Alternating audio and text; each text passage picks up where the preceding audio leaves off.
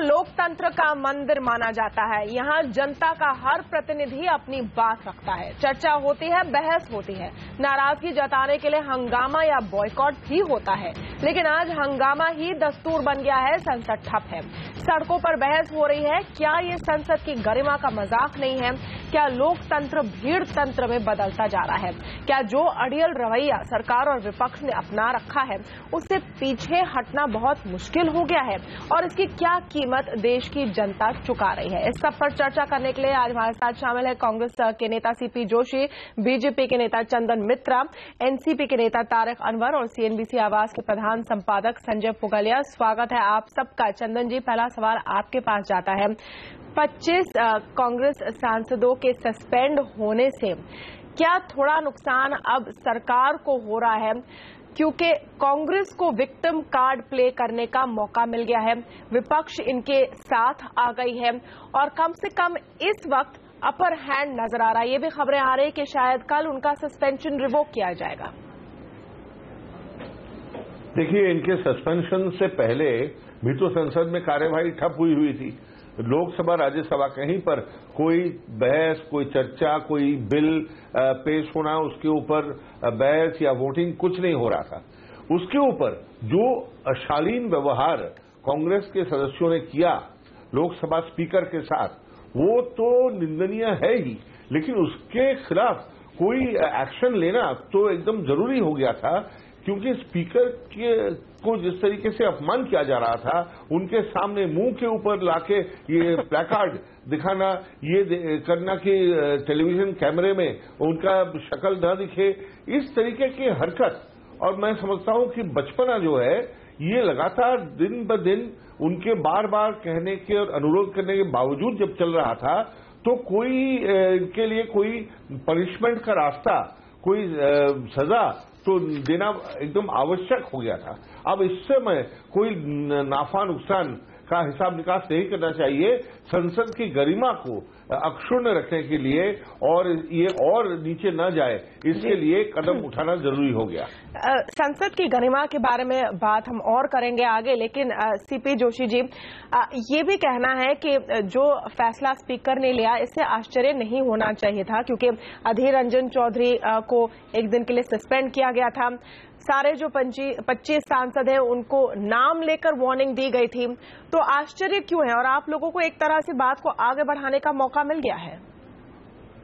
संसदीय प्रणाली में इंस्टीट्यूशंस को मजबूत करने की जिम्मेदारी सदन की नेता की होती है। संसदीय प्रणाली में प्रधानमंत्री सदन का नेता होता है।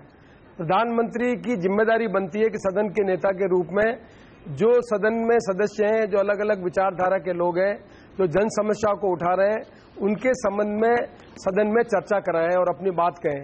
ये दुर्भाग्यपूर्ण स्थिति है। इस देश में आजादी के बाद पंडित जवाहरलाल नेहरू देश के प्रथम प्रधानमंत्री थे।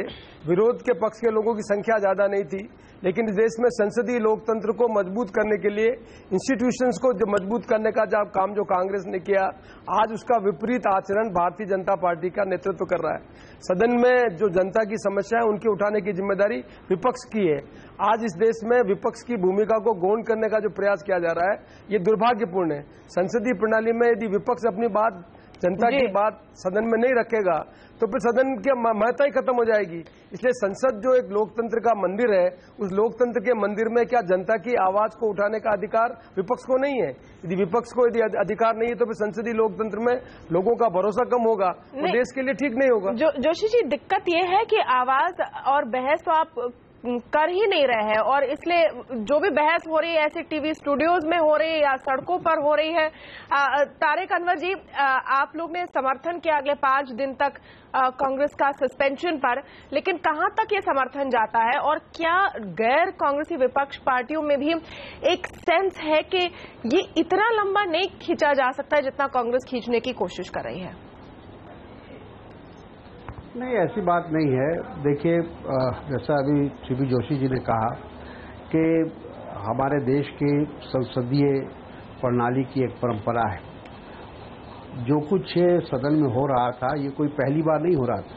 मैं चंदन मित्रा जी को भी सुन रहा था, तो जो वो गरिमा की बात कर रहे थे, हम लोग सब जो भी लोग सांसद बनकर आते हैं वो इस बात को अच्छी तरह समझते हैं कि सदन की क्या गरिमा है, क्या उसका ट्रेडिशन है, क्या उसकी परंपरा है।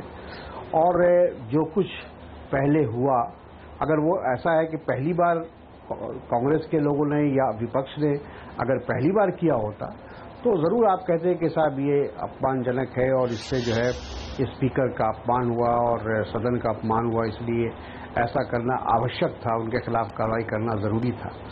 लेकिन जो परंपरा आपने बनाई, जो आज सत्ता में है के द्वारा बनाया हुआ जो परंपरा है, ट्रेडिशन है, उसको अगर आज का विपक्ष फॉलो करता है तो वो अनुशासन को भंग करता है, वो परंपरा को तोड़ता है, वो सदन की गरिमा को समाप्त करता है। तो ये दोहरी नीति मैं समझता हूं कि ये भारतीय जनता पार्टी ही कर सकती है और इसकी कोई आवश्यकता नहीं थी। जैसा लोगों ने कहा अभी कि भाई ये तो सदन को चलाने की जिम्मेदारी सरकार की होती है। जो मुद्दे विपक्ष ने उठाया उस पर बातचीत करके उसका कोई रास्ता निकालने की आवश्यकता थी, लेकिन हमारे देश के बातचीत का क्या जी, लेकिन मौन धारण किए हुए बातचीत का क्या मौका दिया गया था, ये भी सवाल है। चंदन मित्रा जी जवाब देना चाहते हैं, लेकिन उसके पहले संजय जी, जो बात पर हम सबकी नजर है और सीएनबीसी आवाज के दर्शक भी देख रहे हैं कि जीएसटी बिल की क्या कोई भी चांसेस नजर आ रहे हैं, क्योंकि कम से कम इस पर थोड़ी सी सहमति है। इन 25 सांसदों को निकालने के बाद क्या नंबर्स अलाउ करते हैं और क्या उसके लिए विल पावर है कि इसको कैसे जैसे तैसे करके निकाल दिया जाए? नहीं, यही सबसे बड़ी बात है और दरअसल हम शुक्रिया अदा करेंगे कि चंदन दा हमारे साथ जुड़े हुए हैं, जो इस समिति के सदस्य भी हैं। चंदन दा, आपसे भी हम समझना चाहेंगे कि क्या अब आपके लिए परिस्थिति बन गई है सरकार के लिए कि जीएसटी बिल को लोकसभा में ला करके पारित करा लिया जाए, क्योंकि अब 25 सांसद बाहर हैं और सदन की कार्यवाही चल सकती है, बाकी लोगों ने बाइकआउट कर रखा है और आपके लिए मौका है कि जीएसटी को किसी तरीके से पुश करके पास करा लिया जाए और फिर ये रणनीति बनाई जाए कि इसको राज्यसभा से भी कैसे निकाला जाएगा। क्या ये आशा रखना सही है कि जीएसटी बिल आप लोग इस संसद के सत्र में निकाल लेंगे? देखिए संजय जी, ऐसा है कि लोकसभा में इस बिल को या किसी भी बिल को पारित कराना हमारे लिए कोई मुश्किल काम नहीं है। हम कभी भी बिल को पारित करा सकते हैं, लेकिन राज्यसभा जहां पर बीजेपी के बहुमत नहीं है वहां पर इसका पास करना किसी भी बिल, खास एक संविधान संशोधन जो कि जीएसटी, क्योंकि 122वां संविधान संशोधन विधेयक है, इसको सदन में 50% सदस्य मौजूद रहें और उनमें से 2/3 इसके पक्ष में वोट डालें, ऐसा नहीं होगा तो बिल पास नहीं होगा।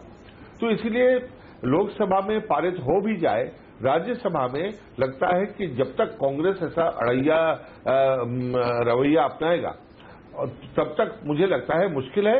लेकिन इससे जो नुकसान हो रहा है इसका पता नहीं कांग्रेस के लोगों को इसके बारे में पूरी तरह ये समझ रहे हैं कि नहीं। देखिए, ये बिल तो हमारा है भी नहीं, ये बिल तो चिदम्बरम साहब जब वित्त मंत्री थे तब उन्होंने वो ले आए। इसमें कांग्रेस ने कहा आप सिलेक्ट कमेटी बना दीजिए, सिलेक्ट कमेटी बन गई और सिलेक्ट कमेटी की रिपोर्ट आ गई। एक आध नोट ऑफ डिसेंट छोड़ के लगभग सहमति से ये रिपोर्ट भी पेश हो गई।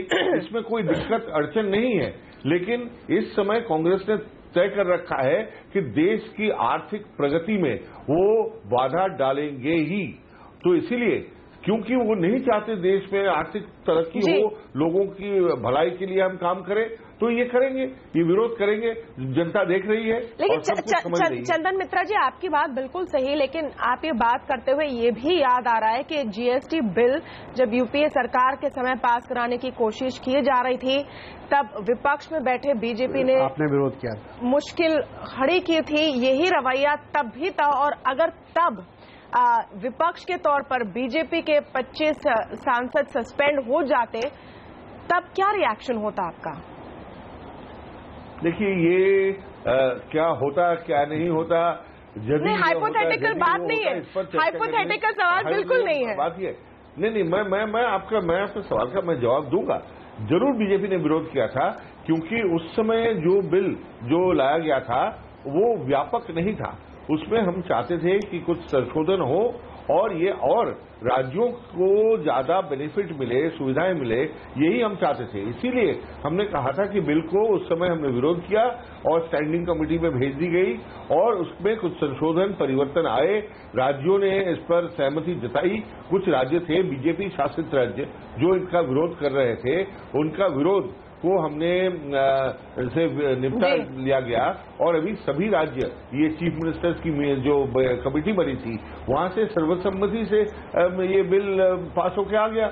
तो अब क्या दिक्कत है मुझे समझ नहीं आ रहा है। और कल तक तो दिक्कत नहीं थी, अचानक दिक्कत पैदा कर रहे हैं ये। जी चंदन दा बिल्कुल सही कह रहे हैं कि अब ये खास करके जीएसटी, जिस पर कि लैंड बिल की तरह से कोई बहुत आदमी पॉलिटिकल नंबर स्कोर करने की गुंजाइश नहीं है, अब जिस स्टेज पर आ गया है इसको पास होना चाहिए। लेकिन आपकी बात से ही लग रहा है कि इस सेशन में ये पास नहीं हो पाएगा क्योंकि राज्यसभा की बाधा बहुत बड़ी है और कांग्रेस वहां आपको कोऑपरेट नहीं करेगी। तो एक अनुमान के तौर पर क्या मैं सही कंक्लूड कर रहा हूं कि मॉनसून सेशन में जीएसटी बिल पास नहीं होने वाला?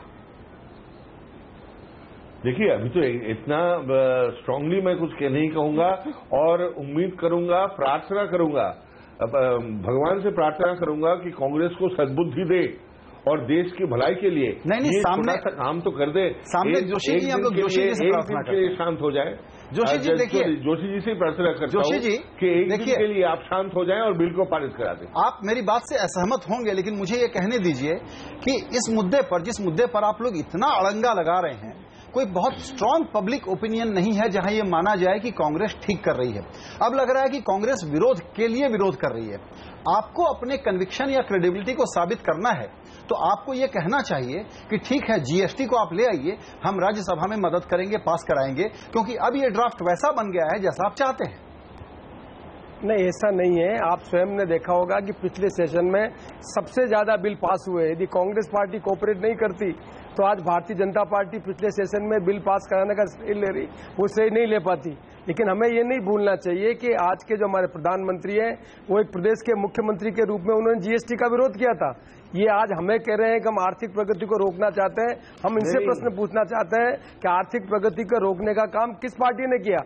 क्या ये सही नहीं कि पिछली बार संसद में कितनी बार संसद को नहीं चलने दिया गया? क्या ये सही नहीं है कि आज भी भारतीय जनता पार्टी के लोग जो जनता की आवाज है, जो जनता की आवाज के बारे में जो उन्होंने खुद ने एक नॉर्म्स फिक्स किए थे कि पहले रिजाइन करो उसके बाद डिस्कस करो, क्या चंदन मिश्रा जी अश्वनी जी को त्यागपत्र क्यों दिलाया और बंसल जी को त्यागपत्र क्यों दिलाया? सर आप लोग जानकारी नहीं है। आप लोग कमजोरी में आ गए। ये कहना सर आप लोग कमजोरी में आ गए, अपनी बात इनकी मान ली, लेकिन ये नहीं मानने वाले।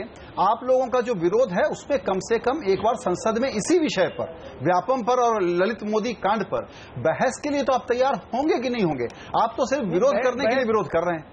नहीं, हम बहस पर तैयार है। भारतीय जनता पार्टी इस देश की जनता को बताएं कि क्या पिछली संसद में उन्होंने निर्णय नहीं किया था कि पहले त्यागपत्र लेंगे फिर चर्चा करेंगे। पवन बंसल जी का त्यागपत्र किसने करवाया? अश्वनी जी का त्यागपत्र किसने करवाया? जब आप विरोध में रहते हो तब आपके मापदंड अलग, जब सत्ता में आते हो जब आप मापदंड आपके अलग। ये इस तरह की दोहरी राजनीति देश में नहीं चल सकती। चंदन, अरे संजय जी, उस समय आपको याद होगा सीएजी की रिपोर्ट आ चुकी थी, कोई इतना बड़ा घपला घोटाला 2G स्कैंडल में, और इसमें तत्कालीन प्रधानमंत्री मनमोहन सिंह जी सदन में खड़े होकर दो बार ए राजा का समर्थन किया और बोले उन्होंने कोई गलती नहीं की। इसके बाद क्या हम उम्मीद कर सकते थे? किस तरीके से हम उम्मीद कर सकते थे कि कांग्रेस कुछ करेगी? इसीलिए हमने तो जेपीसी की मांग की कि आप सीएजी रिपोर्ट को भी मानने को तैयार नहीं है। 1,76,000 करोड़ का चूना लग गया देश को, तो आप उसके लिए आप मंत्री को इस्तीफा देने की सीएजी रिपोर्ट के बावजूद आप कुछ नहीं कर रहे हैं। सीएजी एक केस था, कई यूपीए के मंत्रियों ने इस्तीफा दिया और शायद उनकी आर्गुमेंट ये होगी कि हर केस में सीएजी की रिपोर्ट सामने नहीं थी, खुद पे उन्होंने प्रेशर लिया प्रेशर आने दिया। आज क्या होना चाहिए इस पर भी चर्चा होगी, लेकिन एक छोटे से ब्रेक के बाद लौटेंगे जल्द ही।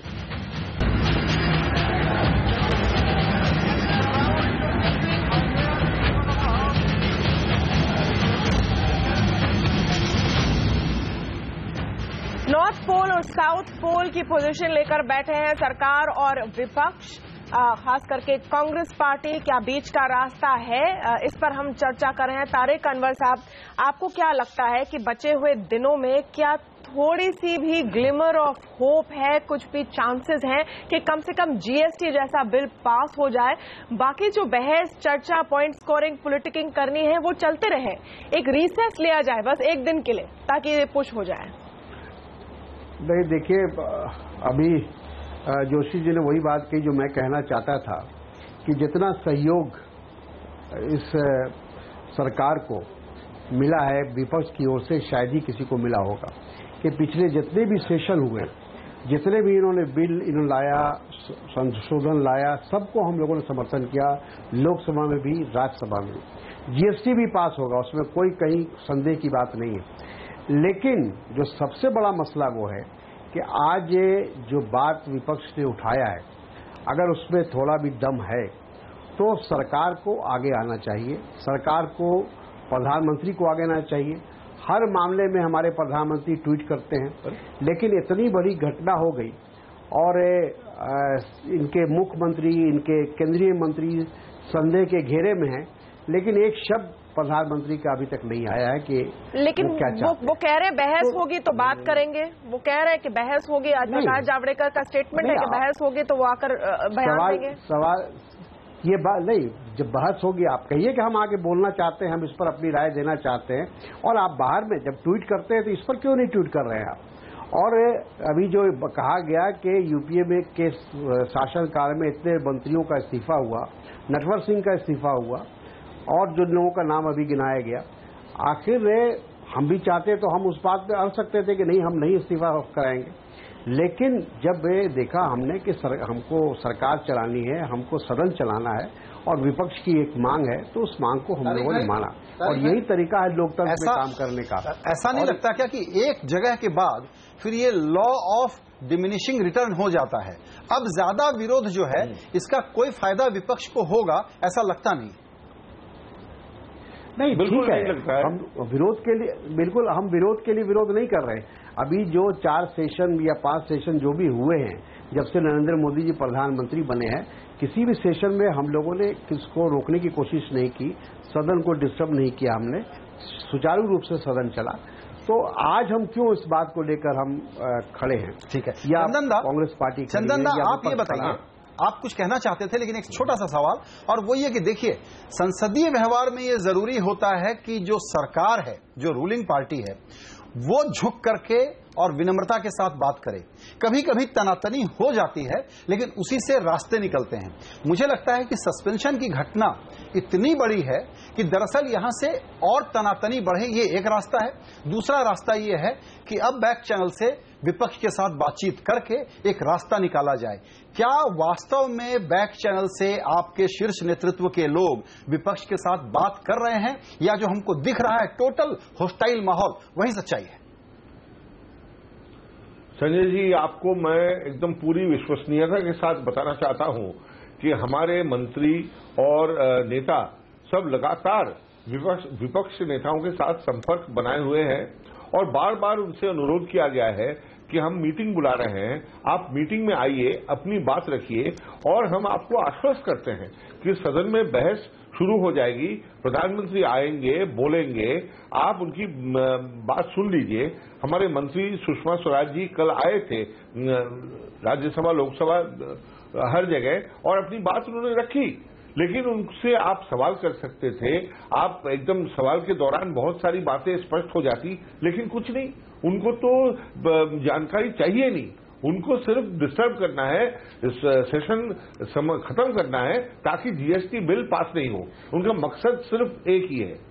सीपी जोशी साहब, इस आरोप पर आपका क्या कहना है? ये बहुत सारे लोग कह भी रहे कि शायद एक हेवी हैंडेड डिसीजन था कि 25 सांसद सस्पेंड किए गए, और ये शायद सही नहीं था, इसको देखा जा सकता है फिर से।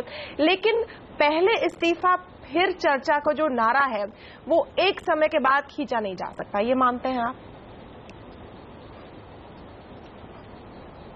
सीपी जोशी जी, आपसे सवाल। जोशी साहब, आपसे सवाल। उनको शायद आवाज नहीं आ रही है। संजय जी, मैं आपसे पूछना चाह रही थी, लॉ ऑफ डिमिनिशिंग रिटर्न्स की बात आपने कही, एक इम्पैक्ट जो कह सकते हैं कि शायद पड़ा हुआ है सरकार का इस पूरे इस्तीफा मांग से, ये भी हो सकता है कि लैंड बिल पर जिस तरह का डाइल्यूशन, यू टर्न जो यूपीए वाला बिल था उसी पर आके फिर से आ गए हैं, ये है कि उस इस्तीफे ड्रामा से बचने के लिए जीएसटी, लैंड बिल, इस पर फ्लेक्सिबिलिटी दिखाने को तैयार है सरकार, ये तो मानना पड़ेगा। बिल्कुल, देखिए जीएसटी पर तो एक बात बन गई और लैंड पे कुछ लोग कहते हैं कि ये मास्टर स्ट्रोक है कि अब राज्यों पर छोड़ करके इससे निकल करके बाहर आ गए। अब कुछ लोग कहते हैं कि नहीं, ये पहला सबसे बड़ा काम इस सरकार ने किया था जिसमें एक प्रकार से उनको पीछे हटना पड़ा और उसी बिल को मानना पड़ा। दरअसल यही सवाल हमको चंदन दा से भी पूछने का मन है कि चंदन दा, आपको लगता है कि लैंड में जिस तेजी से आए थे कि ऑर्डिनेंस लेकर के आएंगे, पास करा लेंगे, उसमें गलती हुई और उस गलती को अब सुधारा जा रहा है? नहीं, देखिए, ऑर्डिनेंस लाना उस समय जरूरी था क्योंकि कोई भी यहाँ मैंने इन्वेस्टमेंट और कोई भी प्रपोजल सामने नहीं आ रहा था। लोग पूछ रहे थे, भाई तुम्हारे कौन से कानून के अंदर हम लैंड एक्वायर करेंगे, कहां से जमीन खरीदेंगे, कौन सा कानून लागू होगा।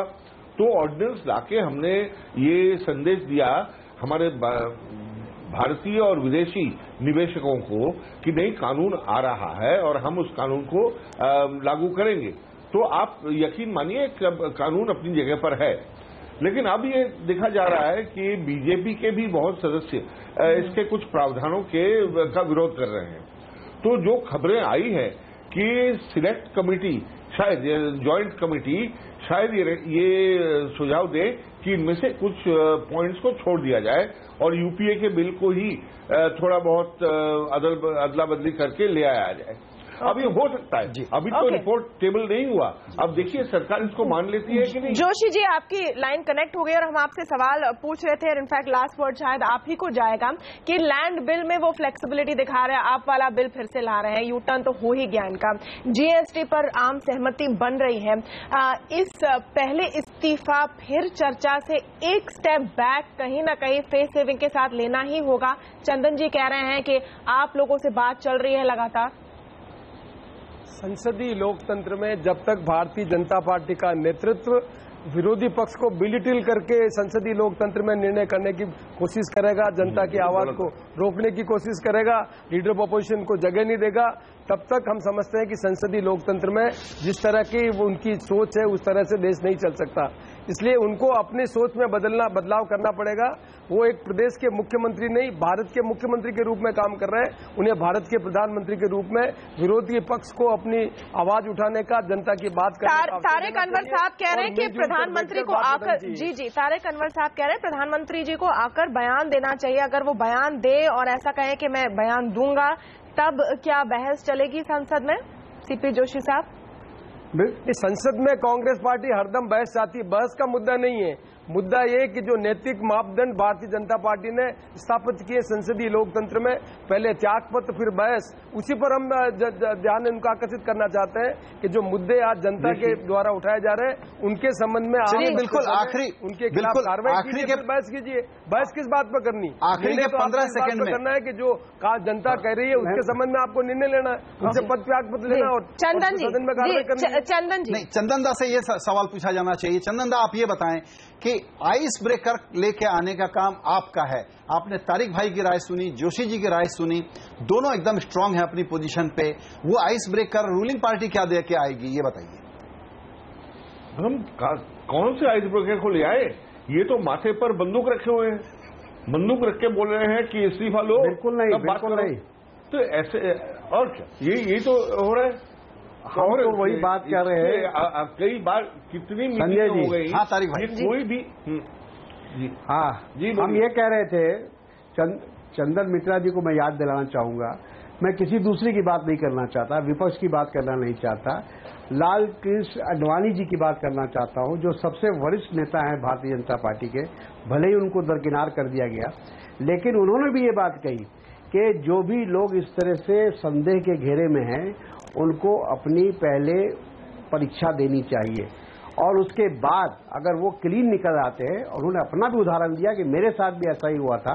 बिल्कुल आपकी बात सही है तारिक अनवर साहब, लेकिन कहीं ना कहीं तो जब इनके नेता ऐसी बात कह रहे हैं तो इस बात को समझना चाहिए। जी, लेकिन दूसरे मुद्दों पर क्या चर्चा हो सकती है, होनी चाहिए, कैसे और कब होगी, ये तो सवाल बना रहेगा ये सवाल। बहुत बहुत शुक्रिया आप सबका हमारे साथ इस चर्चा में शामिल होने के लिए। समय समाप्त हुआ है। नमस्कार।